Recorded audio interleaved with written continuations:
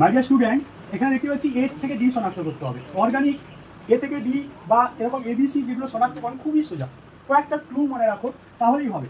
CHO CHO, তাহলে এরকম ভাবে যদি লিখি CH3CH double bond plus CH2, তাহলে দেখো এটা হচ্ছে প্রোডাক্ট হয়েছে। তার মানে ডি কি ছিল? নিশ্চয়ই এই দুটো ও ছিল না।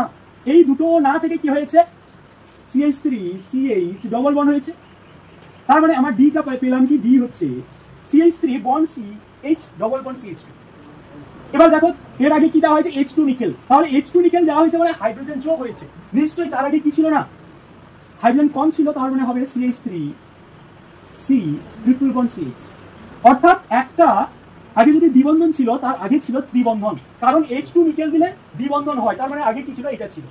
দেখো CH3I দেওয়া হয়েছে, নিশ্চয়ই তাহলে এটা এর আগে ছিল কি?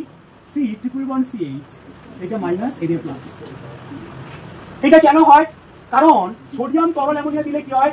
এইটা এখানে এইচটা খেয়ে নেয় এবং মাইনাস ক্যারি করে Na প্লাস হয়। তাহলে এর আগে কি ছিল? নিশ্চয়ই CH ট্রিপল বন্ড CH ছিল। তাহলে ABC দেখো সহজে আমি কিন্তু দেখে দিতে পারছি।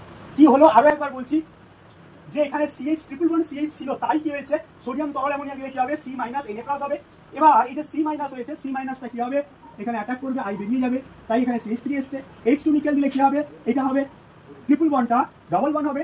তারপর জিঙ্ক জল দিলে কি হবে? এরকম ভাবে ভেঙে গিয়ে এখান থেকে যদি জিঙ্ক জল প্রথমে O3 দেওয়া হয় তাহলে হবে CH3 CHO CH2O।